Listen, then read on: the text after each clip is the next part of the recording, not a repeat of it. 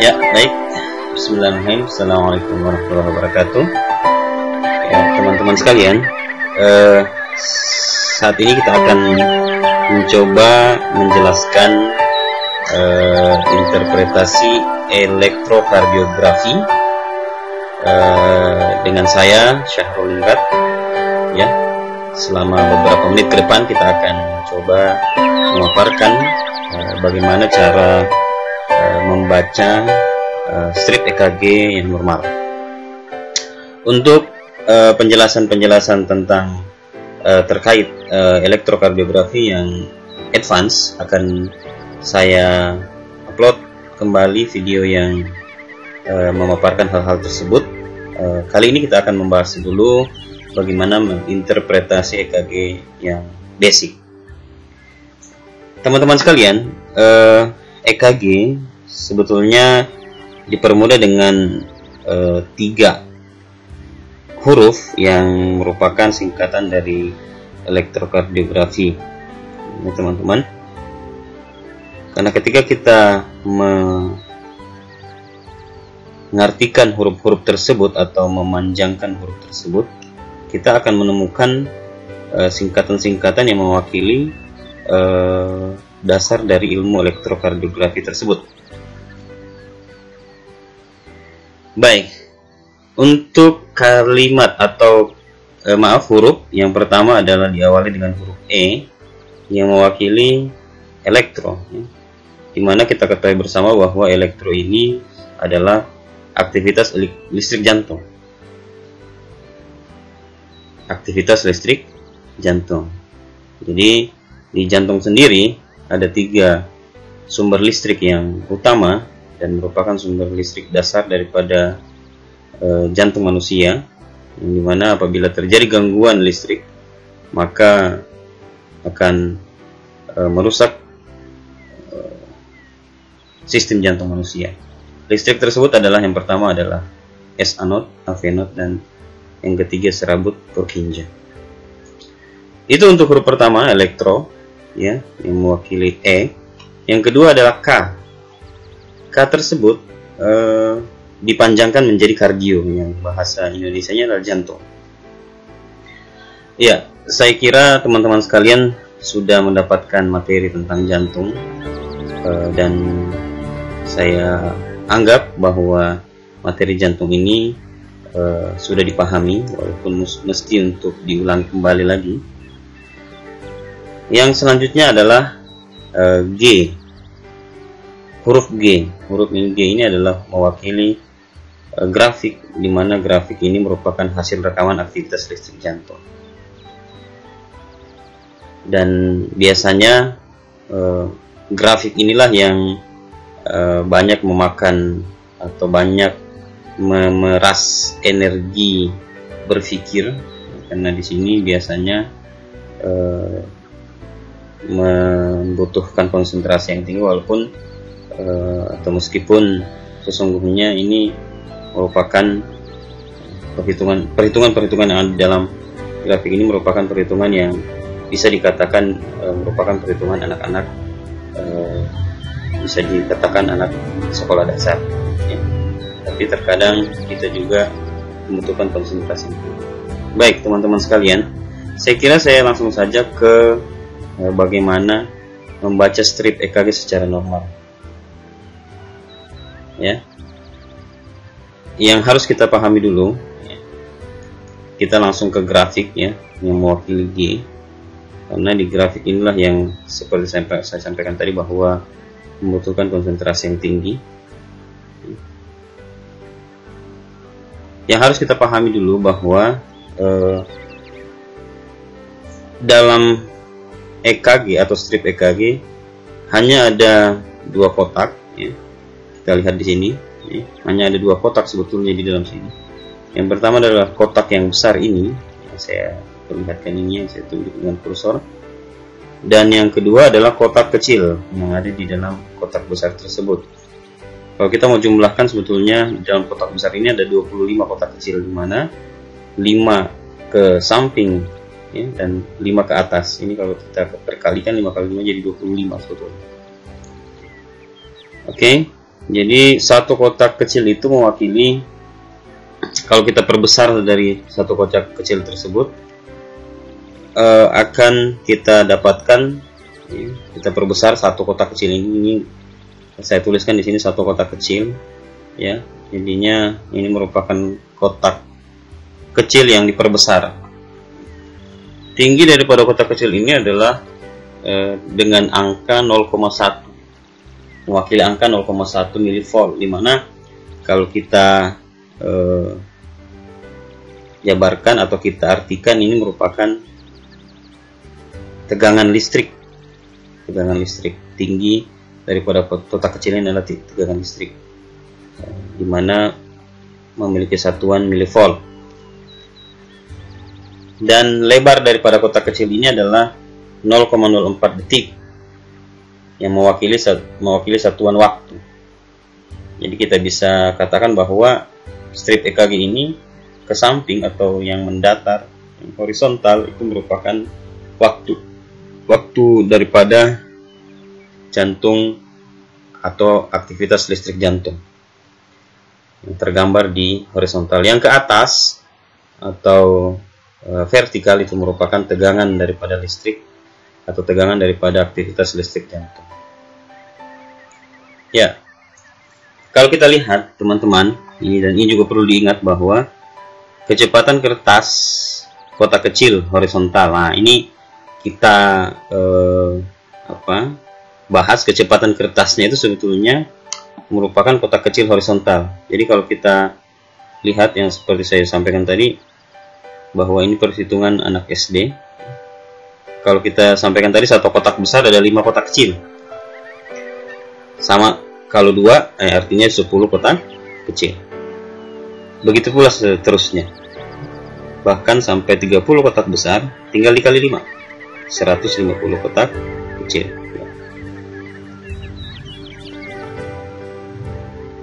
Oke, satu kotak kecil ya, kita sudah dapatkan tadi. Kalau kita lihat kembali ke atas, satu kotak kecil itu ke samping ya.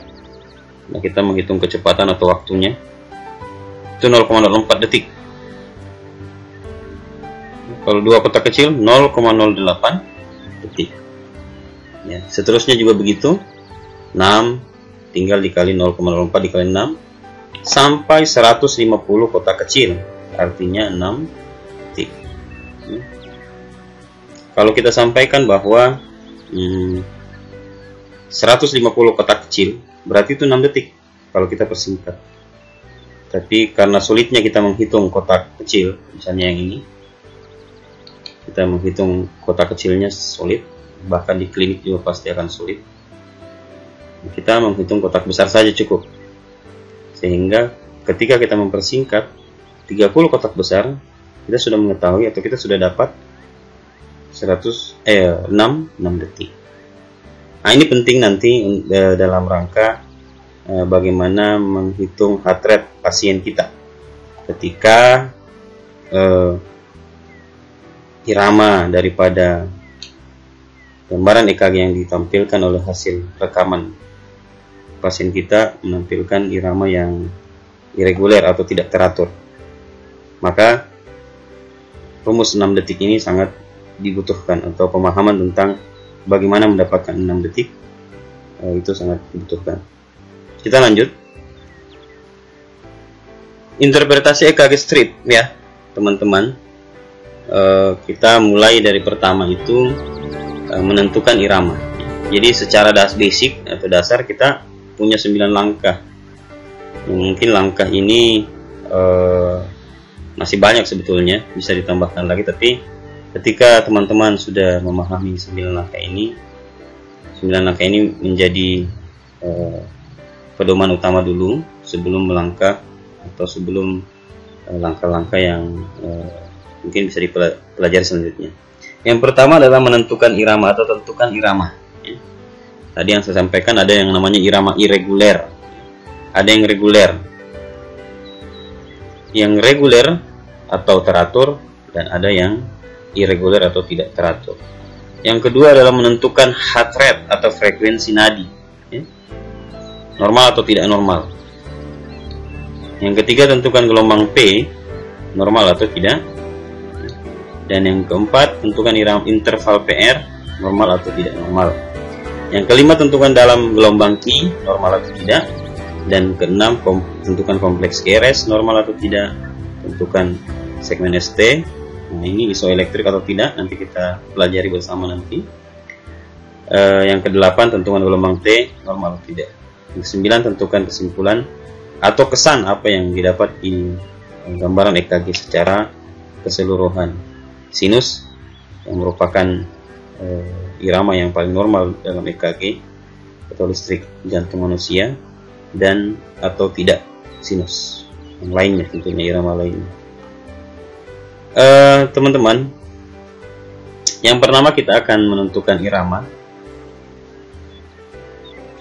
Menentukan irama ini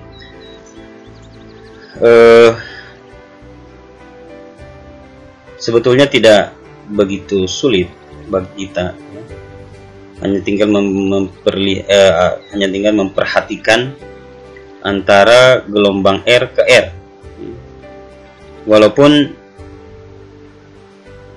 ini tidak bisa dilihat hanya 2 R, jadi harus ada 3 gelombang R ya. Kalau kita kembali ke basic, ini gelombang P, ini Q, ini R, ini S, ini T ya.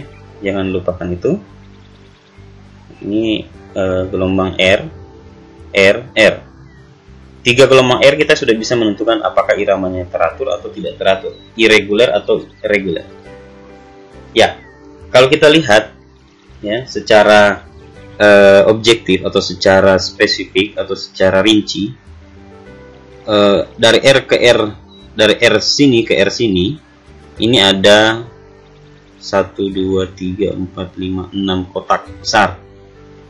Ya, kita hitung lagi R yang satu ini ke R sebelahnya lagi, berapa kotak besar di dalamnya? 1, 2, 3, 4, 5, 6 ya. Untuk sisa daripada kotak, misalnya satu kotak ini bisa diabaikan untuk sementara waktu ya. Ya. Sehingga kita mendapatkan dari R yang sebelah sini ke sini ini ada 6 kotak, dan dari yang tengah ke sebelah kanannya juga ada 6 kotak ya. Jadi kita bisa katakan iramanya reguler atau teratur ya. Kalau kita mau lebih yakin lagi, bisa kita hitung yang sebelahnya lagi. Ini ada setengah, ini kurang lebih besar ya.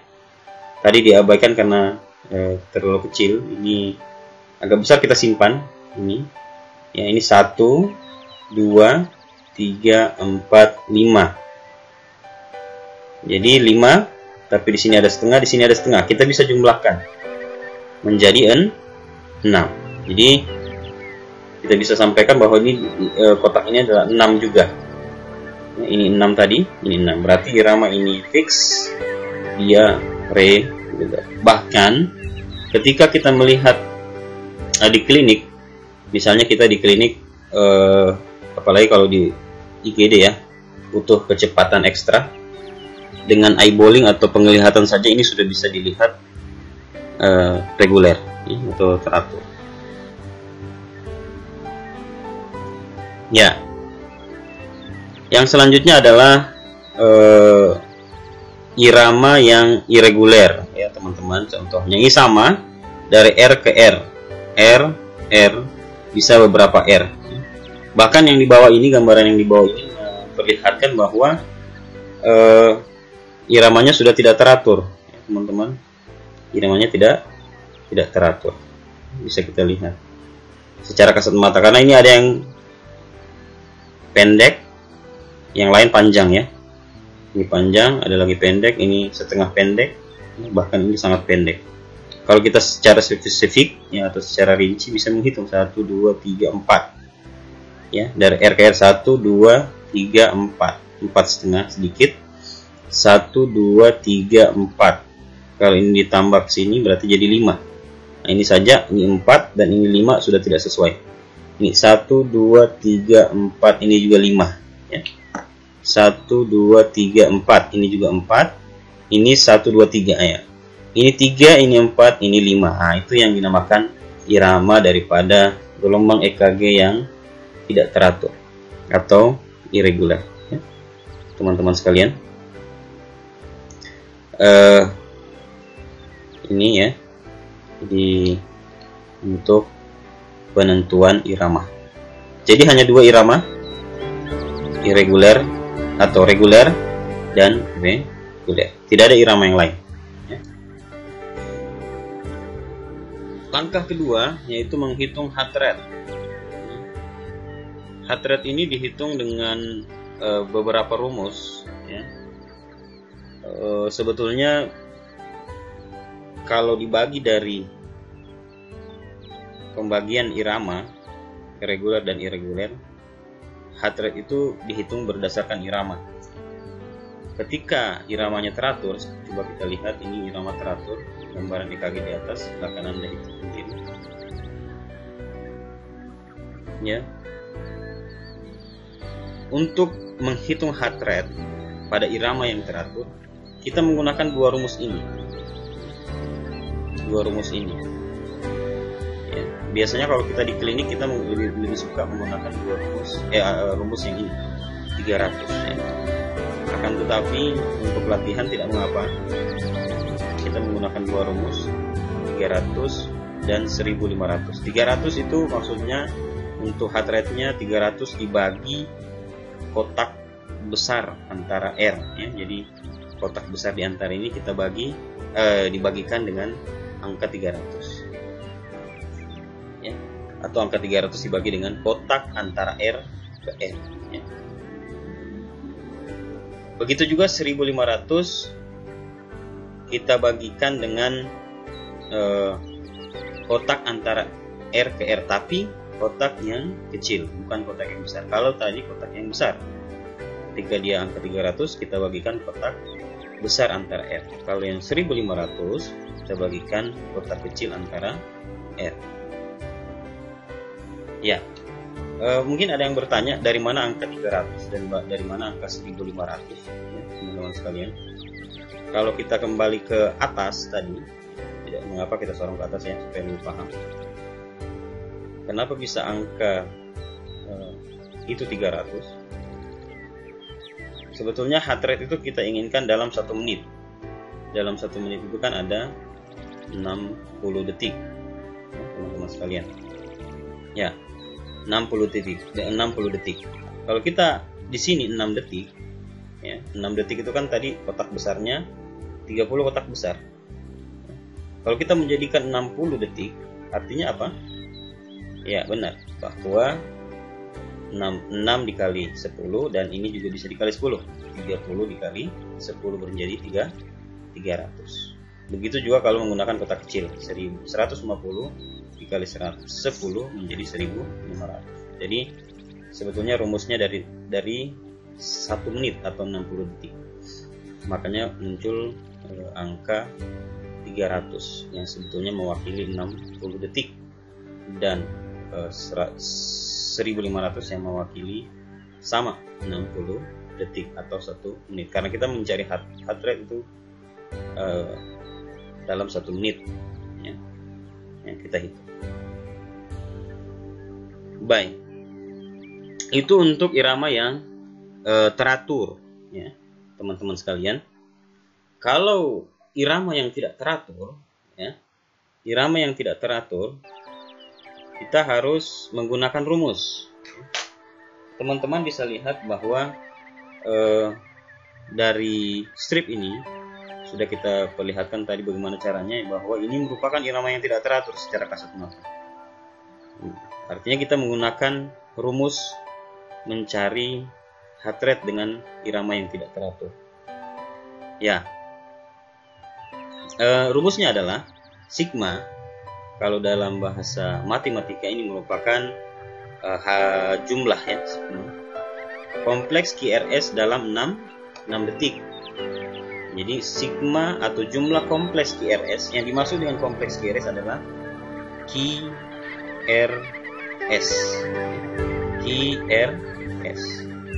Ya, jadi ini merupakan kompleks atau bisa juga bilang gelombang R ya, jumlah gelombang R. Tapi di sini kita pertegas dia kompleks RS dalam 6 detik. Ya, ketika kita mendapatkan kompleks RS dalam 6 detik, nah baru kita kali 10. Itulah heart rate pasien yang kita lihat dengan menggunakan irama strip ini. Kita lihat di sini ada ini tidak teratur ya. Bagaimana cara tadi kita sudah bahas bagaimana cara mengetahui 6 detik ya, saya kira teman-teman masih ingat ya, 6 detik itu ada berapa kotak ya, coba ingat kembali. 6 detik itu ada ya, coba nanti kalau lihat videonya bisa teman-teman kembali ya. 6 detik itu ada 30 kotak besar ya.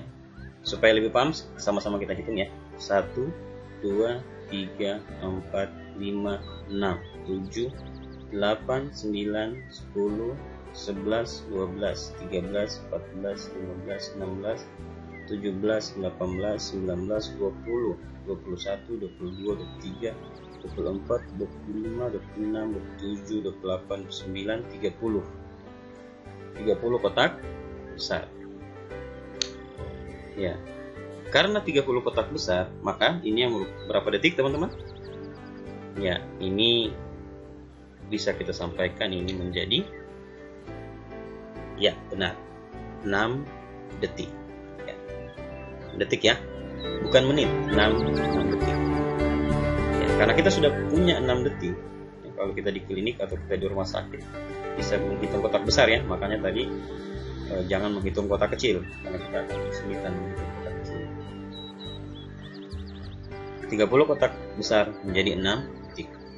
Nah, rumus yang ada di sini sigma kompleks KRS dalam 6 detik. Sigma sekali lagi jumlah kompleks KRS dalam 6 detik. Kompleks KRS itu sama dengan gelombang R ya. Karena dari QRS. Di sini tidak tertuliskan lagi. Kalau kita mau lengkap P Q R S T. Ya, ini QRS. Ya, kita hitung dalam 6 detik ada berapa kompleks QRS atau ada berapa gelombang R. Jumlahnya ada berapa? Ayo sama-sama kita hitung teman-teman. 1 2 3 4 5 6 7 ya. Ada 7. Jadi berapa heart rate-nya? Ya, nah 7 dikali 10. 70. Ya, saya kira itu cara menghitung heart rate teman-teman sekalian. Ya, silahkan diulang kembali. Kalau masih belum paham, silahkan videonya di otak-atik atau dibolak-balik saja. Kita lanjut ke langkah yang selanjutnya. Ya, langkah yang selanjutnya adalah bagaimana menentukan gelombang P. Ya, teman-teman, saya kira gelombang P sebetulnya kalau kita lihat mudah ya, mudah ya. Kalau kita lihat gelombang P itu yang di depan ya. Belum ingat teman-teman, gelombang P itu yang berada di depan satu kompleks daripada gambaran atau gelombang EKG yang lengkap. Jangan gelombang P yang ini ya. Ini bukan gelombang P. Ini gelombang T. Nanti kita akan bahas nanti. Kita bahas dulu yang gelombang P. Ya. Gelombang P ini memiliki normal, ya, karena ini merupakan puncak dan ini merupakan lebar. Ya, biasanya kalau ada lebar dan ada tinggi, biasanya lebar kali tinggi. Ya. Lebar kali tinggi. Itu normal. Dia 3 dikali 3. Ya, normalnya sebetulnya dia harus lebarnya 3 dan tingginya juga 3 ya, maksimal maksudnya ya, tidak boleh lebih dari 3. Kotak kecil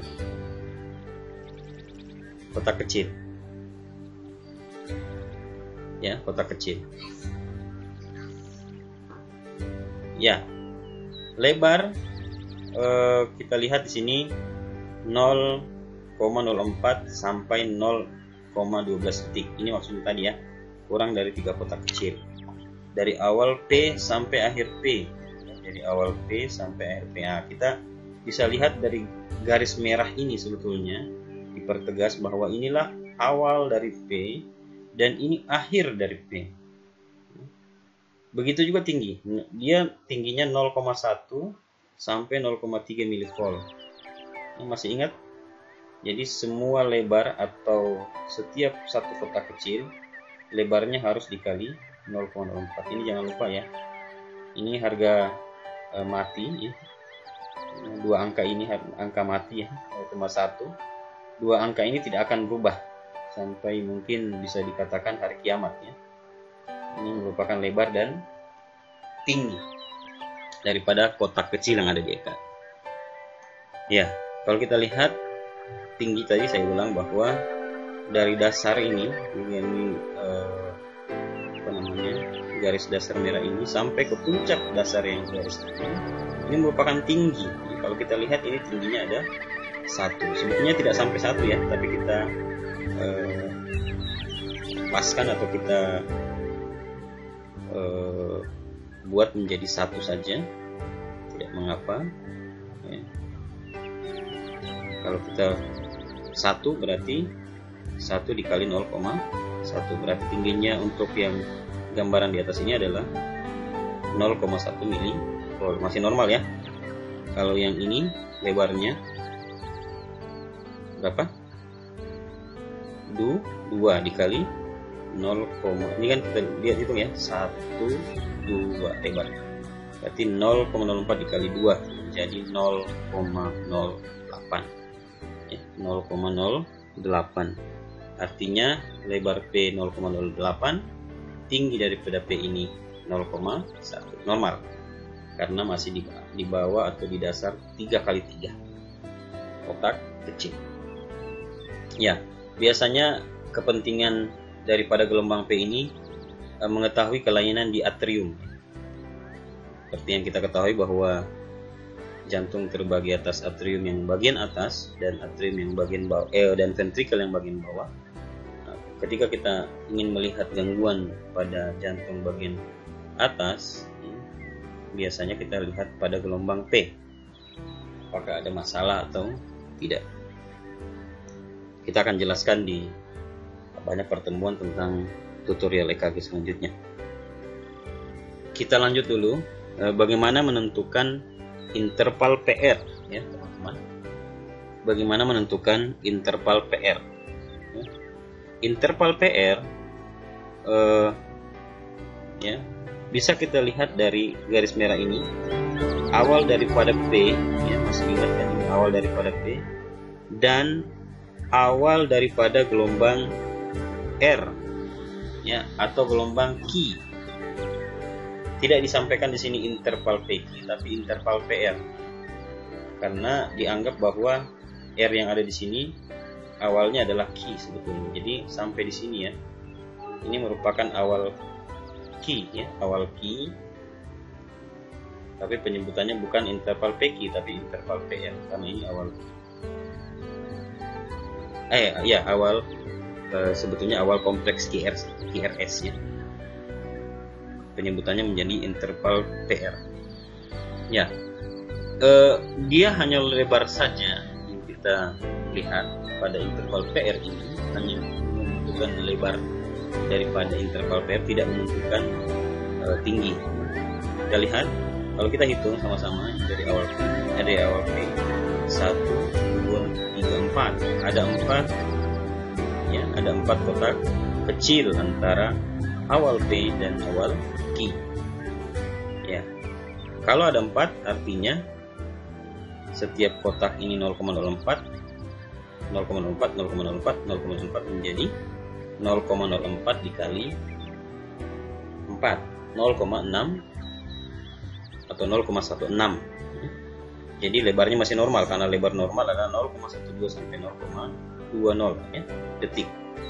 Atau bisa dikatakan karena di sini 4, berarti masih kurang dari 5 kotak kecil ya. Ini kakak ini kotak kecil, bukan kepala keluarga ya, ini kotak kecil dari awal P sampai awal I. Itu ya interval PR, dan ini kepentingannya untuk mengetahui kelainan sistem konduksi. Biasanya ketika ada pelebaran yang daripada interval PR, biasanya kita sebut dia adalah AV block, yang mungkin teman-teman pernah dengar ya. Ketika ada pelebaran atau pemanjangan daripada interval PR, itu merupakan kelainan sistem konduksi AV block, ya. Atrioventricular block ya. Nanti kita pelajari selanjutnya di tutorial EKG selanjutnya ya teman-teman. Jadi interval PR sudah kita tentukan. Setelah itu, setelah menentukan interval PR, kita melihat atau kita menentukan gelombang Q ya, gelombang Q teman-teman. Gelombang Q ini di sini ada langkah-langkah yang saya buat. Ada tentukan tinggi R dari dasar garis isoelektrik, tinggi R dibagi 3, tentukan dalam Q dari dasar garis isoelektrik. Dalam Q tidak boleh lebih dari 1/3 tinggi R. Kita lihat sama-sama, kita bahasnya. Ya, teman-teman, tentunya ya, untuk menentukan gelombang Q ini ya, kita harus seperti yang langkah-langkah tadi di sini, kita harus menentukan dulu tinggi R. Coba diperhatikan baik-baik, karena gelombang Q ini tidak boleh dalamnya ya, ini dalamnya ya. Kita tidak mengatakan dia tingginya karena Q itu ke dalam ya, makanya kita katakan dia dalam, bukan tinggi Q, tapi dalam Q. Nah, tidak boleh lebih dari 1/3 tinggi R. Ketika kita ingin mengetahui 1/3 tinggi R, tentunya kita harus tahu dulu berapa tinggi R seluruhnya atau 1 tinggi R, karena yang ini 1/3. Cara menentukannya adalah tarik dasar garis di sini. Ini nanti yang dinamakan garis isoelektris ya. Bisa dari awal P sampai seterusnya sampai P berikutnya, itu kalau dia lurus itu merupakan garis isoelektris. Dan harusnya lurus ya. Ya. Dari dasar sini, ini merupakan dasar daripada gelombang R. Sampai di puncak, itulah tinggi 1R. Kita hitung sama-sama. 1, kalau di kasus ini ya, 1, 2, 3, 4, 5, 6. Kita anggap ini 6. Ya, kita kita paskan menjadi 6 kotak kecil ya. Karena dia 6, kita sudah tentukan tinggi R. Tinggi R dibagi 3, kita bagi 3 ya. 1, 2, 3. Jadi 1/3 ya teman-teman ya. Itu berarti kalau dibagi 1/3, ini bisa kita hitung 1, 2, karena 6 bagi 3 kan 2, 1, 2, 1, 2, 1. Artinya 1/3 R adalah 2 kotak kecil. Setelah itu kita tentukan dalam Q dari dasar garis isoelektris. Dalam Q dari dasar garis iso, sama tadi dari dasar garis ini kita tentukan kedalaman Q. Ini bahkan tidak sampai 1 ya. Tidak sampai 1 tapi ada. Artinya kurang dari 1 dalam Q, atau bisa kita bulatkan menjadi 1. Dalam Q tidak boleh lebih dari 1/3 tinggi R. 1/3 tinggi R tadi berapa teman-teman? Kita hitung 1, 2. Kita baca dalam Q tidak boleh lebih dari 1/3 tinggi R. Benar ya? Jadi normal ya, karena 1/3 tinggi R sini adalah 2. Sedangkan tinggi Q atau dalam Q dalam Q di sini adalah kurang dari 1. Artinya ya, Q-nya normal karena Q-nya kurang dari 1/3 R. Ya, dalamnya kurang dari 1/3 tinggi R. Ini normalnya. Nah, ada juga lebarnya yang kurang dari setengah biasanya. Ya. Biasanya Q itu lebarnya kurang dari setengah. Kurang dari setengah. Tidak boleh juga Q yang sangat lebar. Itu ada gangguan. Kita bahas selanjutnya. Kepentingannya adalah menunjukkan adanya nekrosis miokard, ya, disebut Q patologisnya. Ini ketika ada infak miokard yang sudah terlalu lama dan tidak mendapat reperfusi yang maksimal atau yang baik atau yang cepat dan tepat, nah makanya akan terbentuk nekrosis, dan nekrosis itu akan terbaca di gelombang EKG pasien dengan adanya Ki patologis, di mana Ki patologis tentunya Ki-nya lebih dari sepertiga R, dalam Ki lebih dari sepertiga. Nanti kita akan bahas mengenai infak miokard tentunya di pelajaran-pelajaran untuk care pada kardiovaskuler yang tentunya di akut coronary syndrome, apakah dia ST elevasi miokard infarct atau non ST elevasi miokard infarct. Iya, teman-teman sekalian, kita akan lanjut ke langkah yang ke-6. Langkah yang ke-6 ini kita menentukan kompleks QRS, ya, kompleks QRS. Dan ini juga lebarnya saja yang kita tentukan, lebarnya saja, yang dimana kompleks QRS itu awal Q sampai akhir S, ya, baru namanya kompleks QRS. QRS, ya, R-nya ini hilang ya, mungkin pergi jalan-jalan ini.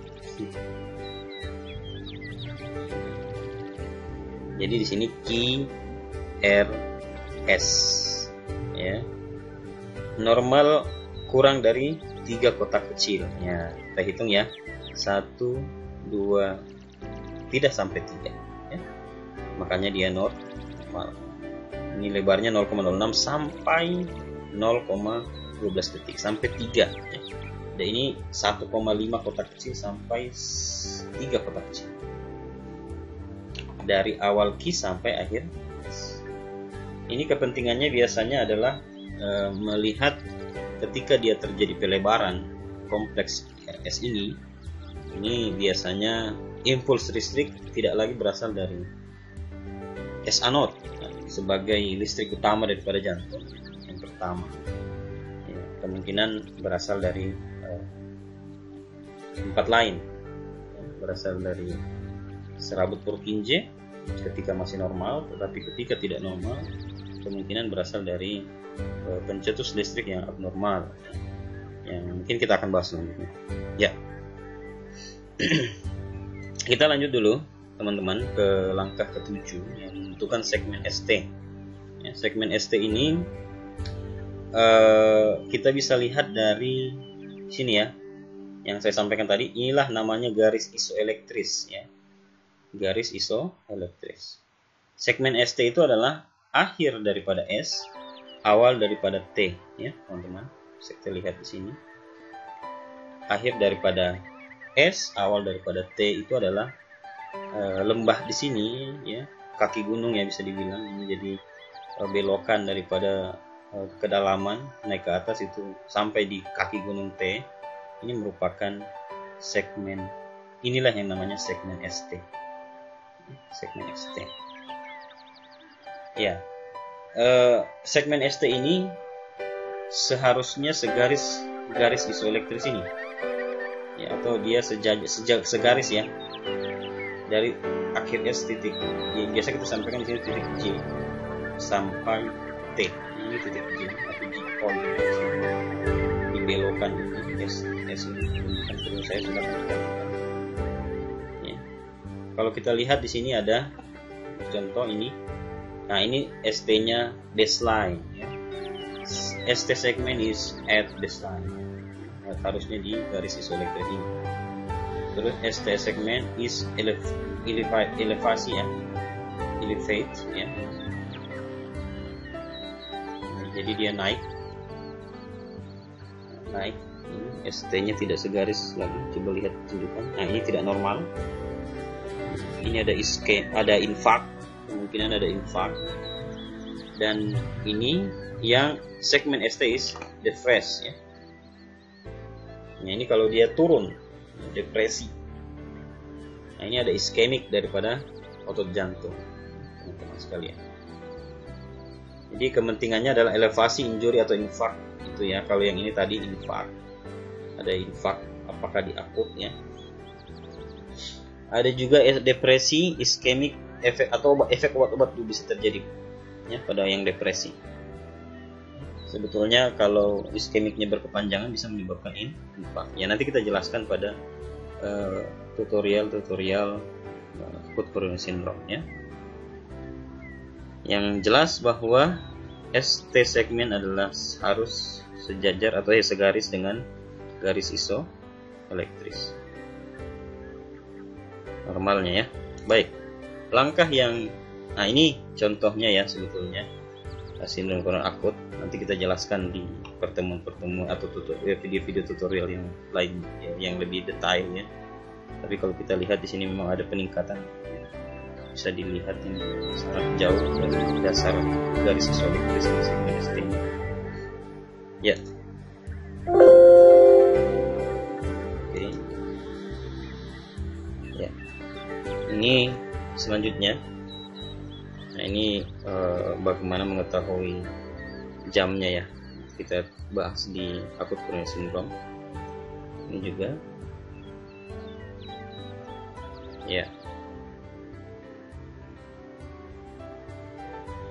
Lokasi infark. Nanti kita bahas pertemuan-pertemuan selanjutnya. Kita lihat dulu ke menentukan gelombang T yang terakhir ya. Gelombang yang terakhir. Bagaimana menentukan gelombang T? Iya. Menentukan gelombang T. Kita harus tahu dulu bahwa di gelombang T ini kita hanya melihat tingginya ya, lebarnya. Jadi T itu tingginya dilihat sama dengan yang lain, bahwa dari dasar T sampai puncak T. Kalau kita hitung di sini ada 2 ya, 1,5. Tapi kita bulatkan menjadi 2. Ya. Normalnya tidak boleh lebih dari 5 kotak kecil. Ya, dimana tingginya kalau di lid dada ya, ini nanti kita pelajari yang mana lid dada, yang mana lid ekstremitas teman-teman. Tapi kalau kita bisa tahu lid dada itu kan yang tertempel tentunya di dada pasien, dimana biasa penyebutannya menjadi V1, V2, V3, V4, V5, V6 itu lid dada ya. Ketika kita melihat di lid dada, gelombang T itu wajib tidak boleh lebih dari 1 mV. Artinya kalau kita mau bilang 1 mV ini sebetulnya adalah 10 kotak kecil, karena kalau 10 kotak kecil dikali 0,1 menjadi 1 mV. Itu untuk lid dada. Dan lid ekstremitas tidak boleh lebih dari 0,5 mV atau 5 kotak kecil ya. Tentunya lid ekstremitas selain V1 sampai V6 tadi. Yang biasa kita bilang lid 1, lid 2, lid 3, AVL atau AVR dulu, AVL dan AVF. Dan T ini minimal ada 0,1, minimal ada. Ketika dia flat, nah itu tidak boleh, itu tidak normal juga. Ya. Tidak normal ya. Kepentingannya mengetahui adanya iskemik, infark dan kelainan elektrolit ya. Ini sama, T ini sebetulnya juga bisa mengetahui infark, iskemik atau kelainan elektrolit. Ini tidak terbaca ya teman-teman. Di sini ada gambar T-nya yang terlalu tinggi, lebih dari 10 misalnya kalau dilihat dari dada, T-nya yang tinggi banget. Nah, ini bahaya. Ini kemungkinan ini yang kita namanya T-tol ya atau T tinggi. Ini kemungkinan ada kelainan elektrolit atau infark awal ya. Infark di awal ya, atau nyeri dada yang hebat tiba-tiba langsung di EKG, biasanya akan kelihatan T-tol ya, atau T tinggi. Dan yang selanjutnya adalah T inverted. Ini tidak kelihatan juga gambar teman-teman. T inverted ini T-nya yang terbalik ya. Ketika T terbalik ya, ini merupakan juga sebuah kelainan, merupakan biasanya kelainan elektrolit. Biasanya kita bilang dia hipokalemi ya, hipokalemi kalium ya. Dan biasanya bisa juga dibilang itu iskemik ketika ada gejala. Nah, kalau kita periksa elektrolit biasanya kalium akan terganggu. Tadi juga yang T-tol itu bisa juga hiperkalemi teman-teman. Jadi kalau T terlalu tinggi, atau T terlalu tinggi, hiperkalemi. T inverted bisa juga hipokalemi. T yang flat atau T yang tidak ada sama sekali juga bisa disebut ya hipokalemi ya. Tergantung dari konfirmasi ke hasil labnya. Baik, yang terakhir adalah kesan ya. Ini kesan teman-teman, kita bahas di kesan ini sedikit saja ya, nanti kita bahas tuntas. Ketika irama berasal dari S anode, penamaan daripada kesan atau gambaran EKG itu dimulai dengan sinus ya teman-teman. Ketika berasal dari AV node, penamaannya junctional. Ketika berasal dari serabut Purkinje, idioventricular. Nah, ini ada beberapa ciri sebetulnya daripada irama, nama-nama irama ini. Tapi kita bahas tuntas yang di pada tutorial video kali ini adalah ciri daripada sinus. Ya, sebetulnya tadi kita sudah bahas juga ciri junction dan idioventricular, tapi supaya teman-teman tidak terlalu bingung, ya, kita bahas dulu satu-satu. Ya. Sabar ya. Jadi sinus di sini, teman-teman, biasanya ada 6 saja sinus. Dan sinus itu merupakan berasal dari S anode ya, listrik jantung utama. Ya, ini AV node, ini SA, ini serabut Pur. Listrik jantung ada 3, ingat ya, cuma 3 ini normal. Ini masih normal semua sebetulnya ya. Ini merupakan listrik yang normal dari jantung. S anode, AV node dan serabut Purkinje. Cuman biasanya S anode dulu biasa tidak berfungsi, diambil alih oleh AV node, makanya namanya junctional. Kalau tidak berfungsi juga diambil alih oleh serabut Purkinje, makanya namanya idioventricular. Ciri-cirinya nanti kita bahas. Ya teman-teman, sinus rhythm ya. Kalau sinus rhythm artinya sinus yang 8 langkah pertama tadi semuanya normal, termasuk frekuensi nadinya 60 sampai 100. Karena kita ketahui bahwa 60 sampai 100 normal nadi. Kalau dia takikardi artinya yang lain normal, yang tidak normalnya adalah frekuensinya lebih dari 100. Makanya namanya sinus takikardi. Kalau sinus bradikardi frekuensinya kurang dari 60. Kalau sinus aritmia, nah ini biasanya yang iramanya tidak teratur. Nanti kita bahas di gambaran-gambaran selanjutnya ya, gambaran EKG. Terus ada namanya sinus ares, ada sinus block ya. Atau kita langsung lihat saja dulu di gambarannya. Nah ini fokus kita ya, tadi yang saya sampaikan. Irama sinus dulu untuk dasar daripada pertemuan ini tutorial. Ada gelombang P. Ya, harus ada gelombang P teman-teman ya. Harus ada gelombang P. Ya, sebentar kita lihat. Setiap satu gelombang P diikuti satu gelombang QRS. P QRS sama dengan 1/1. Interval PR lebih kurang dari 0,20 detik.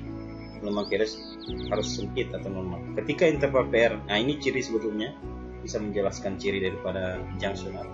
Ketika interval PR lebih dari 0,20 itu merupakan irama junctional. Maaf, irama AV block ya. Tapi ini yang maksud saya, ketika tidak ada gelombang P, maka kalau gelombang P-nya terbalik juga itu merupakan irama junctional. Dan ini kalau misalnya interval PR-nya lebih dari 0,20, bisa dikatakan dia adalah irama AV block. Ya. Kalau ini gelombang QRS-nya lebar, itu biasanya dinamakan irama idioventricular. Ya. Coba kita lihat gambaran-gambarannya. Ini sinus rhythm ya teman-teman. Ini sinus rhythm. Semuanya normal kalau kita interpretasi lengkap 1 sampai 8. Makanya disebut rhythm. Ini bradikardi, terlalu pelan ya heart-nya. Ini takikardi terlalu cepat, terlalu mepet ya antara RPM. Nah, ini aritmia. Kenapa dikatakan aritmia? Yang lainnya normal. Kalau kita bilang ini irama tidak teratur, bisa kita hitung ya. Apabila dia cukup 30 kotak besar berarti 6 detik, berarti kompleks QRS-nya 1, 2, 3, 4, 5 dikali 10. Nah, ini juga 50 saja heart rate-nya, berarti juga tidak normal. Bisa kita sampaikan di sini sinus bradiaritmia, ya, tapi kita bisa juga tidak mengapa sinus aritmia. Ada yang sinus ares. Ini sinus ares ini kehilangan beberapa kompleks atau mungkin satu kompleks dan terlalu panjang ya. Sama sebetulnya dengan sinus block, tapi block dia singkat. Perbedaannya ya. Ini sinus block, kalau sinus ares dia panjang. Sangat panjang.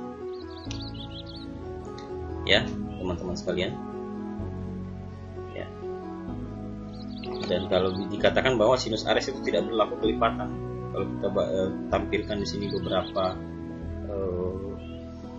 gelombang QRS tidak sama ya, dia seperti aritmia. Tapi kalau blok biasanya sama. Kalau kita tempatkan satu di sini 4, di sini 4, di sini juga 4, sinus blok.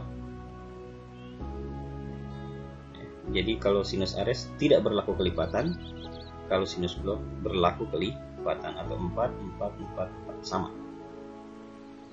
Oke, nah ini junctional rhythm biasanya ciri-cirinya ya, gelombang P terbalik atau sama sekali tidak ada. Ini baru dikatakan yang junctional rhythm tadi, dan nanti bisa dikembalikan videonya atau bisa diputar balik lagi, silahkan. Ada juga idioventricular rhythm yang lebar antara QRS. Kiranya terlalu lebar, coba kita hitung ya. Ini saja sudah 5, ini 4 kurang lebih atau 5 ya, 6 tambah 5 kan 11 ya, 11 panjang. Padahal normalnya berapa teman-teman? Ada yang ingat? Normalnya 0,06 detik sampai 0,12 detik atau 1,5 kotak kecil sampai 3,3 kotak kecil. Ini 11 kotak kecil. Sudah sangat lebar. Oke. Untuk yang ini saya kira teman-teman jangan dulu kita berikan, karena ini merupakan pembahasan yang kita akan tampilkan di tutorial selanjutnya. Saya kira demikian dulu ya teman-teman sekalian ya, kita akhiri dulu pertemuan kita atau tutorial video ini. Mudah-mudahan ada manfaatnya. Billahi taufik wal hidayah. Mohon maaf atas segala kekurangannya. Mohon maaf jika terlalu lebih juga. Kita ketemu lagi di tutorial yang selanjutnya. Assalamualaikum warahmatullahi wabarakatuh.